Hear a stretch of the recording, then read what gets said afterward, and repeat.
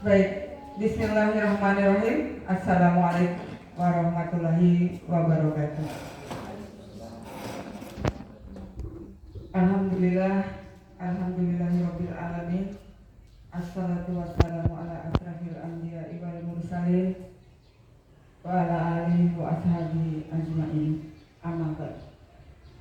Yang kami hormati Bapak Kepala SMA Negeri 1 Sanggar, dalam hal ini diwakili oleh Bapak Wakil Kepala Sekolah Bagian Kesiswaan. Yang kami hormati Bapak Ibu Guru dan staf TU yang sempat hadir pada hari ini. Puji syukur kita panjatkan atas kehadirat Ilahi Rabbi, Tuhan serta sekalian alam, yang atas izinnya sehingga kita pada kesempatan ini bisa hadir untuk mengikuti acara diseminasi budaya positif yang akan disampaikan oleh CGP Angkatan 10, yaitu Bapak Safruddin SPD. Baik Bapak Ibu yang berbahagia, sholawat dan salam tak lupa kita haturkan. Baik, selanjutnya kita akan mendengarkan bersama pengantar sekaligus pembukaan acara ini yang akan dilakukan oleh Bapak Wakasek Bagian Kesiswaan kita. Kepada Bapak Ismullah SPD disilakan. Bismillahirrahmanirrahim. Assalamualaikum warahmatullahi wabarakatuh. Pertama mari kita panjatkan puji syukur kehadirat Allah Subhanahu wa taala yang telah memberikan berbagai nikmat kepada kita semua, terutama nikmat sehat dan kesempatan, sehingga pada kita butuh yang namanya ilmu. Ya, bukan berarti kita sudah jadi guru lalu segalanya kita sudah lengkap, tapi jangan lupa ada hal-hal yang belum kita dengar. Oleh karena itu, lewat kesempatan ini pada saudara kita yang mengikuti guru penggerak atau masih statusnya calon guru penggerak, ini sangat bermanfaat buat kita semua, termasuk hari ini. Ya, ada manfaatnya. Lebih-lebih nanti ketika kita turun ke lapangan. Dalam hal ini kita menghadapi yang namanya siswa atau peserta didik. Ya, dengan berbagai macam karakter anak, otomatis kita harus tahu per anak seperti apa karakternya, itu perlu. Nah, dengan ilmu baru yang kita dengarkan pada hari ini, kita bisa menerapkan ilmu itu. Dan semoga kita semua nantinya apa yang disampaikan oleh calon guru penggerak sebagai bisa memberi motivasi buat kita semua ke depannya, karena sebentar lagi kita akan menghadapi tahun ajaran baru. Lalu yang kedua atau yang berikutnya, untuk Bapak Ibu yang masih muda, ya mari saya mengajak ya teman-teman guru untuk ikut. Ya, kalau seperti saya ya sudah, ya kalau kata orang tua dulu ya biar air, ya tanggung. Ya 5 tahun lagi kita sudah purna tugas. Ya karena tahun depan ada sampai 2070 berlanjut terus satu persatu. Ya, anggota kita di purna tugas atau pensiun. Jadi dengan kegiatan seperti ini ya wajib, apalagi ini menjadi kepala sekolah itu harus P3K ya Bu Ida, guru penggerak. Ya salah satu syaratnya itu harus guru penggerak. Ya, kalau kemarin-kemarin ya masih dipakai aturan lama. Ya, kita ada yang tes kemarin, ya, yang lolos hanya Ibu Ida sama Pak Nasrullah dengan Pak Ari. Ya, tidak ada kelanjutan. Ternyata ada lagi program baru. Ya. Seleksi kepala sekolah sudah nggak ada, sudah beberapa tahun ini. Makanya sekarang ada program yang namanya guru penggerak. Ya, kenapa sekolah kita belum statusnya di sekolah penggerak? Karena di sekolah ini baru beberapa guru. Ya, dibandingkan SMA 2 kilo sudah. Ya, makanya harapan saya kepada teman-teman muda, mari ya, kita sama-sama ya ikut saja, itu saja dulu. Masalah lulus apa enggaknya, ya, pokoknya Bapak Ibu ikuti dulu aturan itu. Ada saja aturan pemerintah untuk mempermudah Bapak Ibu ke jenjang yang lebih bagus lagi nanti. Ya. Yang jelas ada aturan seperti ini, akan ada aturan-aturan susulannya.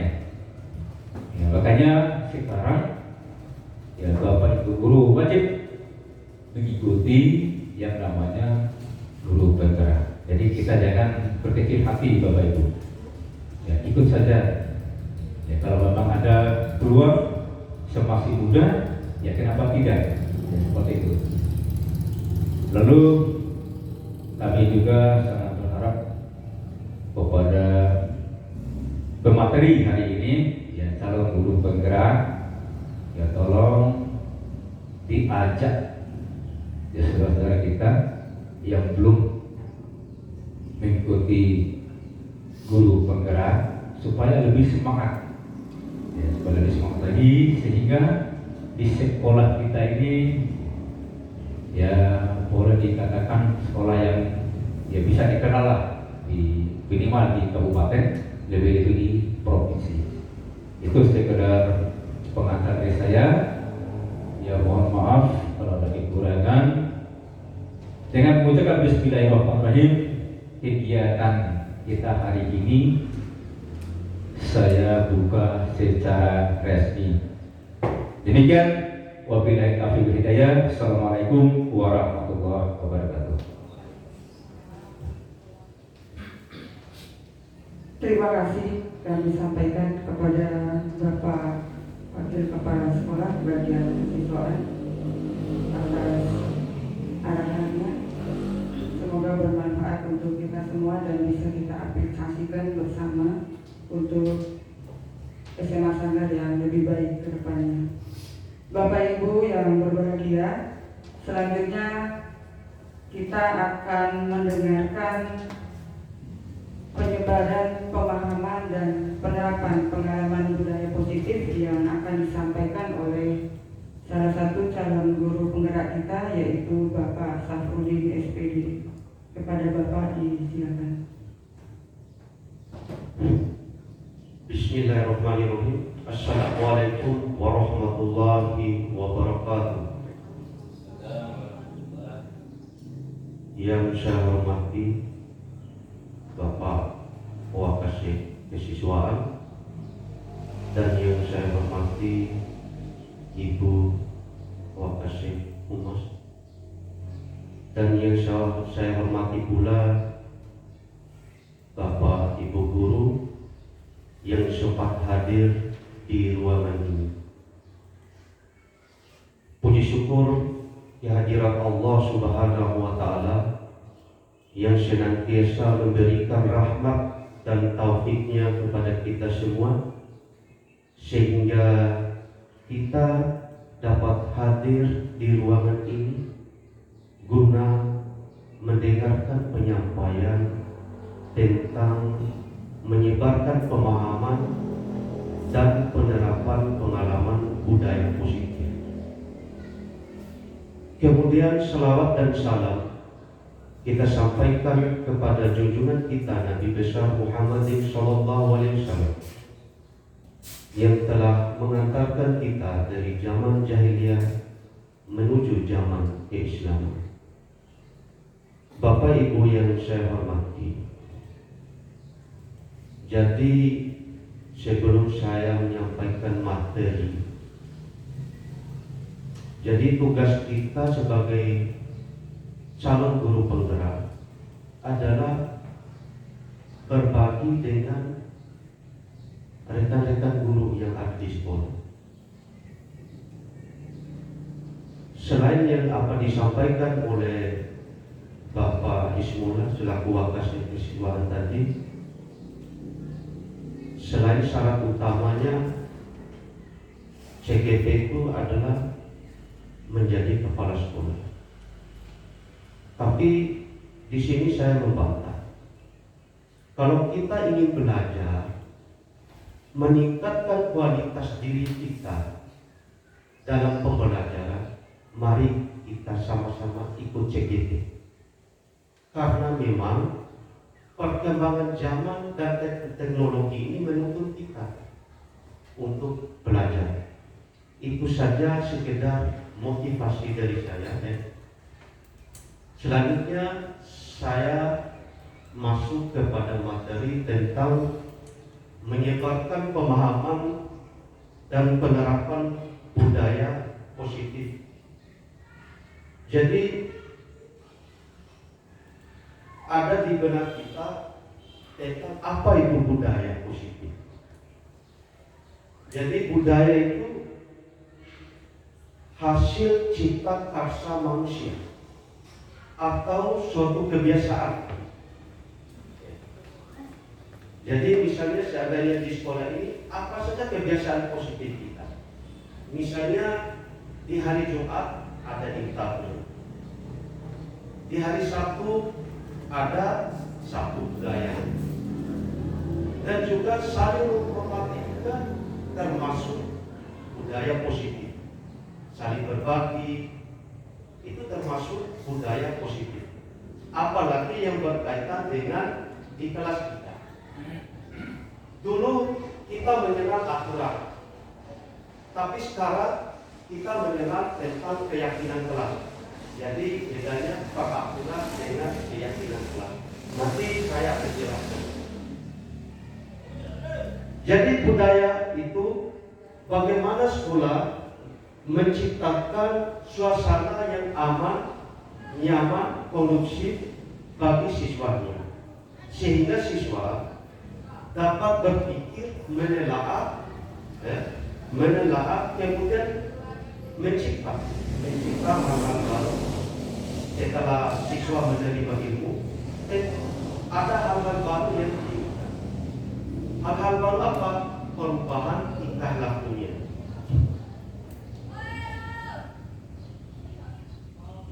Ya, jadi ada batasan yang dibahas di sini adalah konsep inti dari budaya positif. Yang pertama adalah perubahan paradigma belajar. Yang kedua adalah disiplin positif. Yang ketiga adalah nilai-nilai kebajikan, kemudian kebutuhan dasar manusia, motivasi perilaku manusia, posisi kontrol guru, kemudian keyakinan kelas, dan segitiga restitusi. Pembelajaran dengan paradigma baru ini adalah pembelajaran yang merancang pembelajaran berdiferensiasi. Jadi pembelajaran ini adalah pembelajaran atau pendekatan yang digunakan kepada siswa sesuai dengan kebutuhan dan kemampuan siswa, sehingga melahirkan nilai-nilai profil pelajar Pancasila. Yang pertama, beriman dan bertakwa kepada Tuhan Yang Maha Esa, berkebinekaan global, mandiri, bernalar kritis, bergotong royong, dan kreatif. Kemudian selanjutnya tentang konsepsi tentang gawi kontrol. Jadi ilusi guru mengontrol murid. Jadi selama ini kita mengontrol murid. Jadi ada batasannya. Kita tidak mampu mengontrol murid. Kita tidak mampu mengontrol murid berdasarkan teori ini. Tapi siswa itu sendirilah yang mampu mengontrolnya. Artinya, siswa mempunyai kesadaran penuh dan tanggung jawab penuh terhadap dirinya. Ini tentang teori kontrol. Kemudian selanjutnya bahwa semua penguatan positif, efektif, dan bermanfaat. Ini pernah saya lakukan juga, pernah saya rasakan. Sering menasihati, membujuk, ya. Jadi anak akan bergantung diri terhadap ilusi ini. Misalnya sering kita memberikan nasihat, rayuan, bujukan, ya, nasihat-nasihat. Nah, sehingga pada akhirnya siswa ini tidak akan pernah mandiri. Tidak akan pernah mandiri. Jadi menurut Ki Hajar Dewantara itu yang mampu memanfaatkan dirinya adalah kekuatan yang ada di dalam dirinya sesuai dengan kodrat zaman. Ilusi bahwa orang dewasa berhak memaksa. Jadi orang dewasa yang dimaksud adalah guru.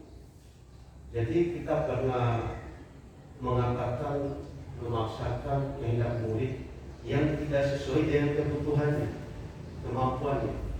Kamu harus belajar ini, kamu harus masuk ini, karena kita rasakan terhadap anak-anak kita. Misalnya di rumah, kita tidak pernah menanyakan tentang kemampuan anaknya di mana. Akan tetapi kita memaksakan diri untuk yang terbaik untuk anak kita. Tapi itu akan bertolak belakang. Kemudian mengubah paradigma stimulus respon ke pendekatan teori kontrol. Ada stimulus respon dan teori kontrol. Stimulus respon mengatakan bahwa setiap manusia itu punya persamaan, tapi dibantah dengan teori kontrol bahwa setiap realitas dan kebutuhan manusia itu berbeda. Jadi kebutuhan dasar kita itu berbeda. Ya.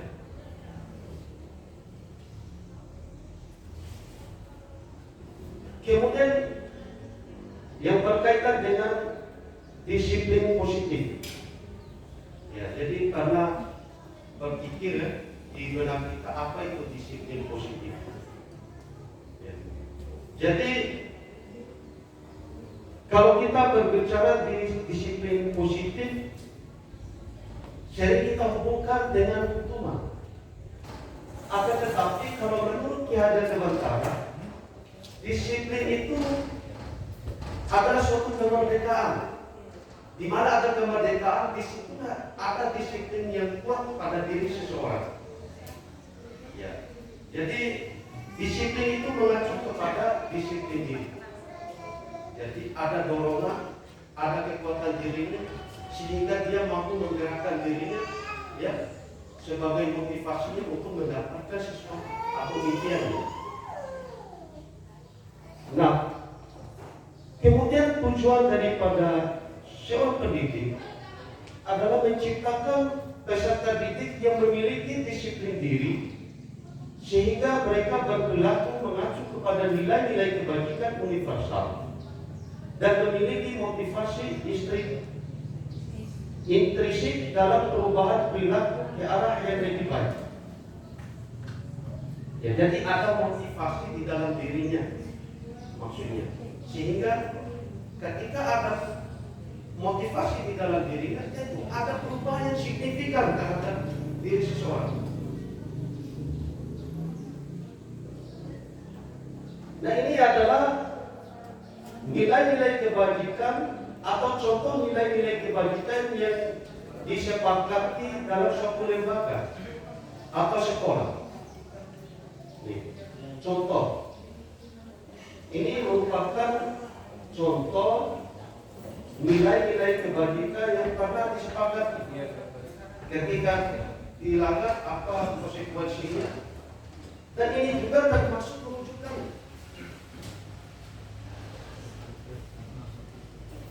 Termasuk rujukan kita dalam bertugas. Kemudian kebutuhan dasar manusia. Jadi kebutuhan dasar manusia adalah segala sesuatu yang dilakukan untuk mendapatkan apa yang kita inginkan. Kemudian seluruh tindakan yang kita lakukan memiliki tujuan tertentu. 5 kebutuhan dasar manusia. Pertama, survival atau bertahan hidup.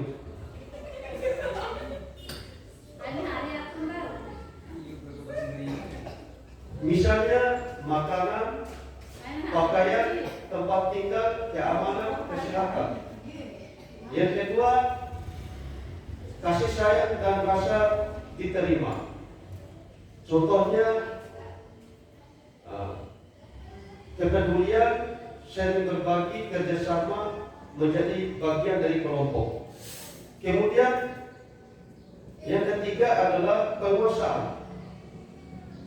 Ingin dianggap pemimpin, berprestasi, ingin diakui dan didengar. Kemudian kebebasan, mandiri, memiliki pilihan, mencoba hal baru, mampu mengendalikan arah dirinya. Kemudian kesenangan, bermain humor, antusiasme, tertawa. Ini contoh motivasi perilaku manusia. Jadi tadi sudah saya jelaskan, motivasi itu adalah dorongan.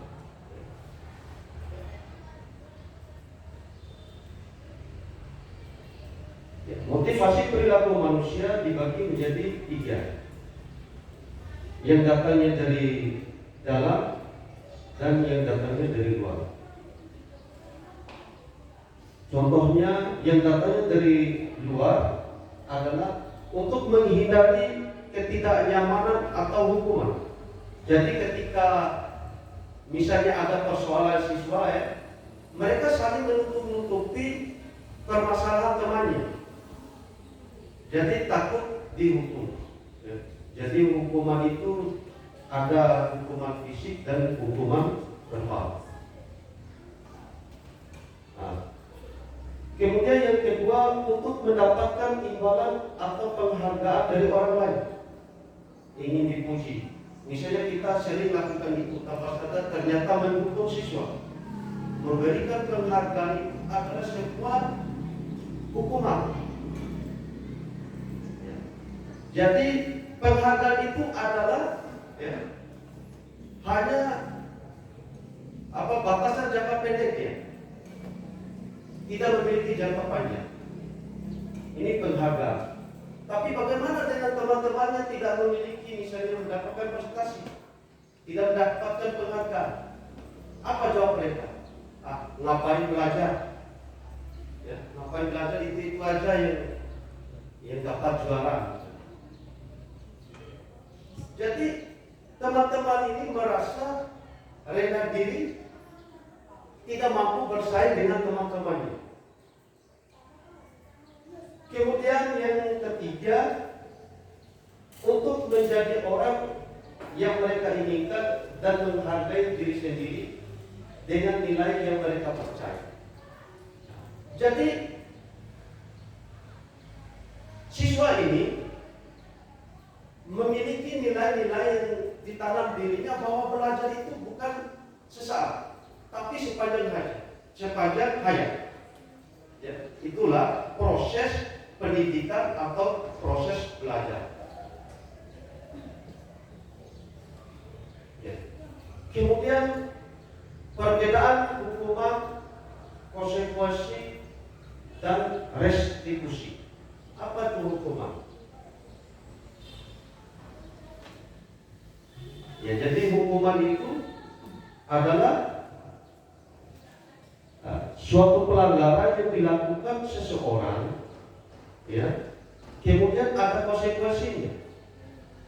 Jadi hukuman itu Ada hukuman fisik dan hukuman verbal. Biasanya siswa ketika kita memberikan hukuman, biasanya siswa ada yang berontak, ada yang bela diri, malu. Itu efeknya. Nah, setelah dari mendapatkan hukuman, tentu ada konsekuensinya. Apa konsekuensinya? Ini karena kita lakukan di sekolah, tapi jangan lagi kita terapkan kalau sudah memahami seperti ini, materi ini. Ya kok biasanya ketika kita menghukum tentu ada konsekuensinya. Ya. Misalnya skorsing, atau menurunkan siswa dengan batas-batas di luar pelajaran. Ini contohnya terencana disepakati sesuai peraturan. Murid tetap dibuat tidak nyaman, sikap guru selalu memonitor murid. Ini kemudian yang ketiga adalah restitusi. Restitusi ini memberikan keyakinan terhadap siswa ketika ada persoalan. Contohnya proses menciptakan kondisi bagi murid untuk memperbaiki kesalahan. Yang kedua adalah proses kolaboratif yang mengajarkan murid untuk mencari solusi sendiri.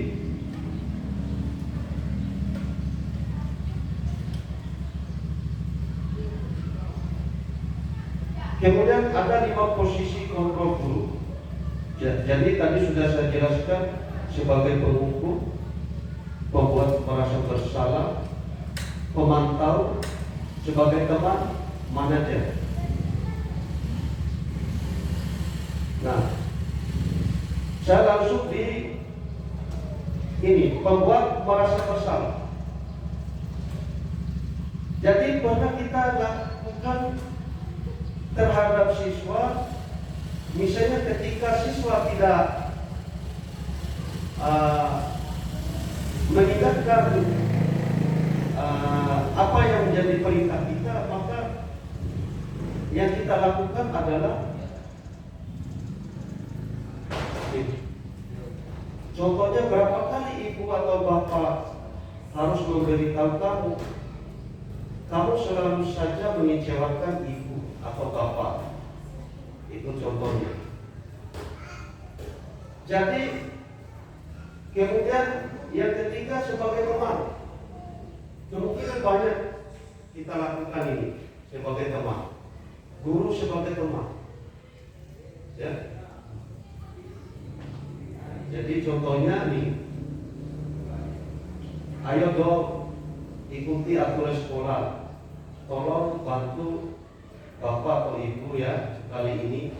Ya sudah tidak apa-apa, lain kali jangan sampai berbuat seperti ini lagi. Ini contohnya. Ini merasa bahwa kita menerapkan seolah-olah kita ini teman. Misalnya kamu sadar melanggar peraturan sekolah, kamu tahu konsekuensinya. Setelah upacara kamu beli atribut di koperasi dan jangan diulangi lagi. Ini termasuk validasi tindakan sukses mengarah ke validasi tindakan gagal. Ini nanti saya jelaskan nanti. Masih lanjut. Kemudian ada selanjutnya sebagai manajer. Ya, contohnya, apakah kamu tahu kesalahanmu? Kira-kira bagaimana kamu memperbaiki kesalahanmu? Pernah guru sebagai manajer memposisikan sebagai manajer?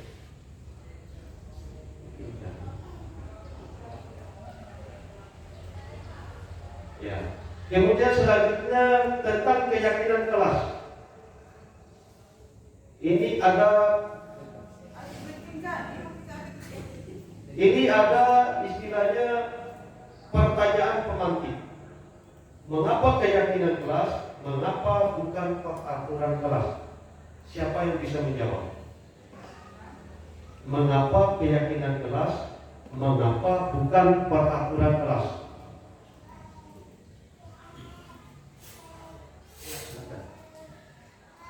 Ya, baik. Mengapa keyakinan kelas dan bukan peraturan kelas? Karena kalau keyakinan kelas itu adalah sesuatu hal yang disepakati bersama oleh peserta didik dengan guru. Jadi tidak ada hukuman di situ, yang ada hanya konsekuensi dari apa yang mereka langgar. Jadi tidak ada hukuman intinya. Kalau peraturan itu ada hukumannya. Nah, ketika siswa diberikan hukuman, maka akan timbul motivasinya tidak akan muncul motivasi intrinsik. Yang timbul itu motivasi ekstrinsik atau motivasi dari luar karena dia takut dihukum, kepengen dipuji.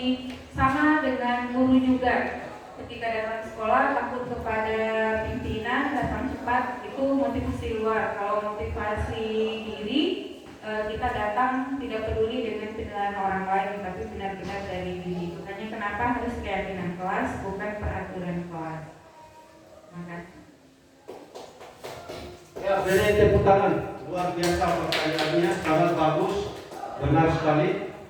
Ya, jadi mengapa keyakinan kelas dan mengapa bukan peraturan kelas?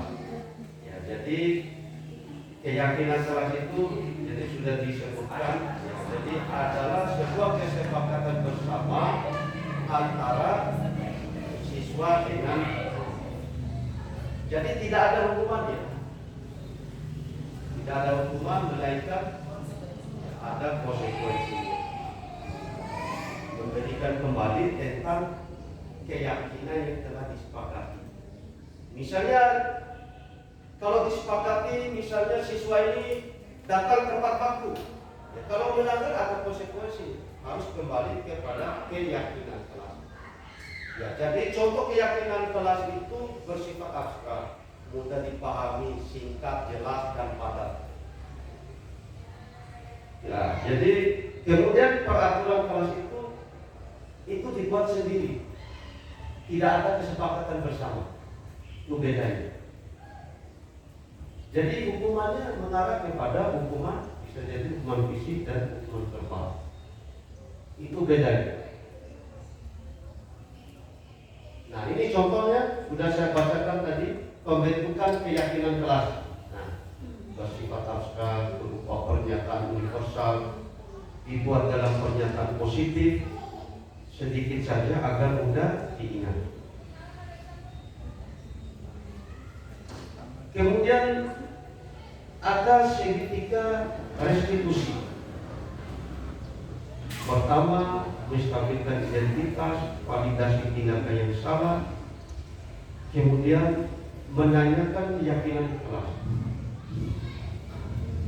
Jadi validasi tindakan ini adalah suatu proses dialog yang dijalankan oleh guru, dapat menghasilkan murid yang mandiri dan bertanggung jawab. Menstabilkan identitas, ini contohnya, berdasarkan prinsip membuat kesalahan adalah bagian dari proses pembelajaran. Misalnya contohnya ya, berbuat salah itu wajar, tidak ada manusia yang sempurna. Bapak atau ibu juga pernah melakukan itu. Ibu bapak tidak mau mencari siapa yang salah, tapi ibu bapak ingin mencari solusi dari permasalahan ini. Kamu berhak merasa begitu, contohnya. Nanti saya tunjukkan videonya nanti. Kemudian yang kedua, validasi tindakan yang salah. Berdasarkan prinsip setiap perilaku berupaya memenuhi suatu kebutuhan tertentu. Jadi setiap perilaku itu memenuhi kebutuhan tertentu. Jadi munculnya sebuah persoalan siswa itu karena tuntutan kebutuhan. dari salah satu 5 dari kebutuhan itu. Jadi ada siswa yang ingin diperhatikan. Coba lihat, ya.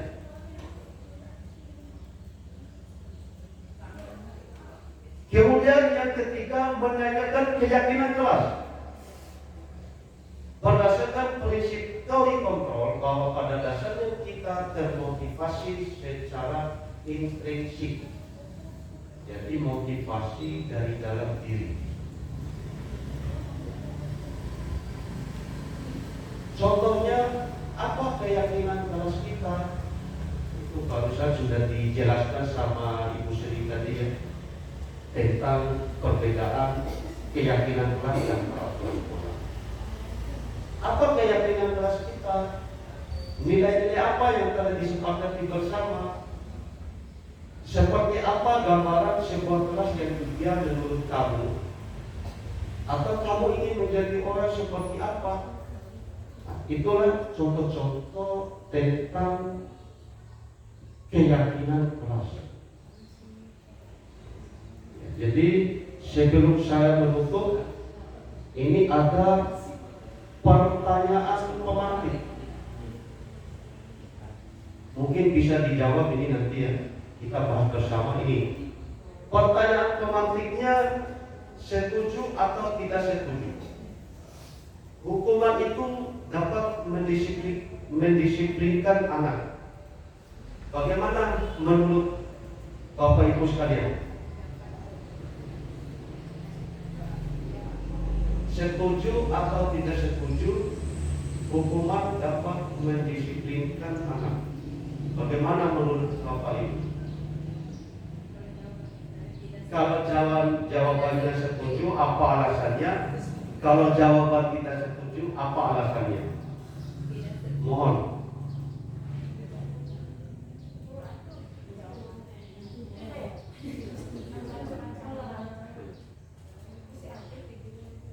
Ya, terima kasih kepada narasumber yang sudah memberikan kesempatan kepada saya berkaitan dengan materi yang sudah dijelaskan tadi.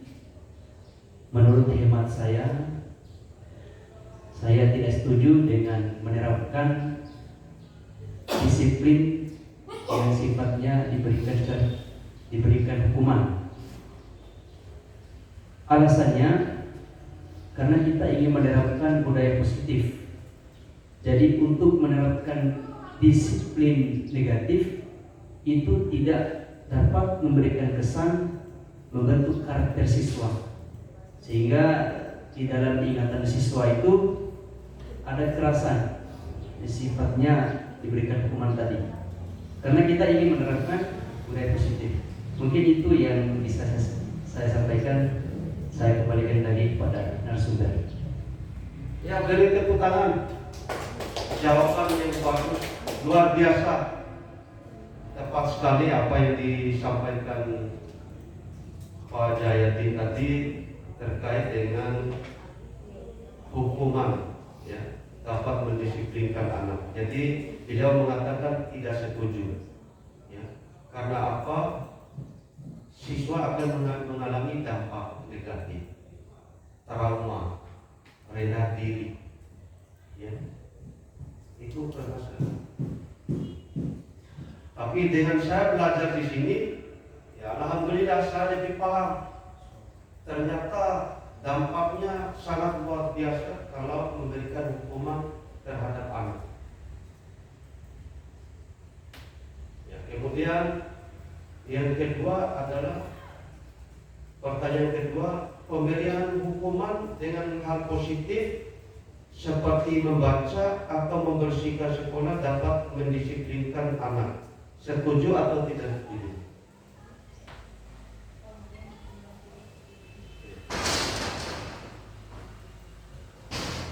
Bagaimana? Ibu Sina?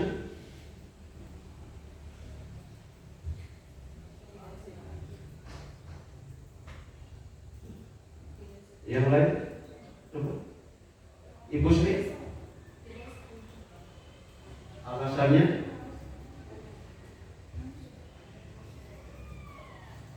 Kalau saya tidak setuju. Kenapa pemberian tidak membersihkan sekolah dapat mendisiplinkan anak, itu pendapat saya tidak setuju, karena setiap siswa itu memiliki karakter yang berbeda-beda, sehingga kita harus memberikan hukuman yang bisa membuat dia berubah menjadi lebih baik agar tidak melakukan kesalahan yang sama.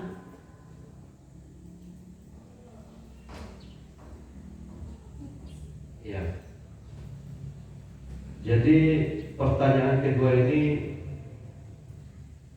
tidak setuju katanya. Ketika diberikan hukuman seperti membaca atau membersihkan sekolah dapat mendisiplinkan anak. Oke. Mungkin ada yang lain?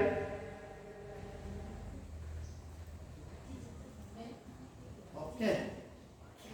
Ya, saya lanjut di pertanyaan ketiga. Memberikan penghargaan dapat meningkatkan motivasi belajar anak. Setuju atau tidak setuju? Kalau setuju, bagaimana menurutnya?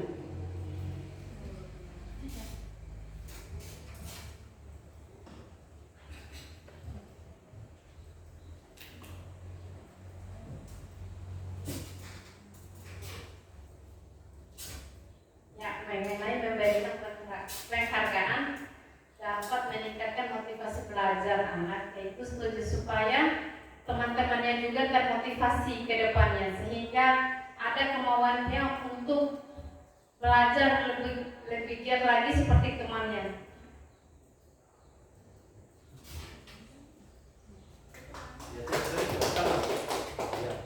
Luar biasa, jawabannya bagus. Mungkin ada yang lain yang ingin menambahkan? Ibu, gimana Ibu Berta?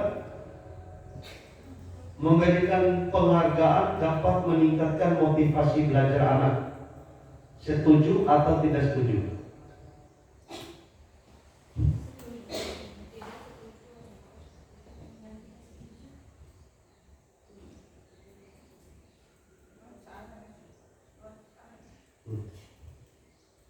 Silakan. Baik, terima kasih atas kesempatannya. Jadi terkait pertanyaan pembangkit yang nomor 3, yaitu memberikan penghargaan dapat meningkatkan motivasi belajar anak. Kalau untuk pernyataan yang ini saya tidak setuju, Pak, karena pemberian penghargaan kepada anak itu dapat memberikan ketergantungan kepada anak. Jadi anak itu akan melakukan sesuatu bukan lagi berdasarkan apa yang ada dari dalam dirinya, tetapi dia akan melakukannya karena mengharapkan imbalan, pujian, penghargaan secara terus-menerus. Jadi itu akan membuat anak itu ketergantungan. Jadi itu pendapat dari saya. Terima kasih. Ya, luar biasa, berikan tepuk tangan kepada Ibu Ida. Terima kasih, jawaban yang luar biasa. Ya, jadi kesimpulannya adalah kalau pemberian penghargaan itu hanya sebatas sesaat, sementara tujuan belajar itu kan secara istilahnya sepanjang hayatnya. Misalnya akan mengalami ketergantungan ketika anak itu memberikan penghargaan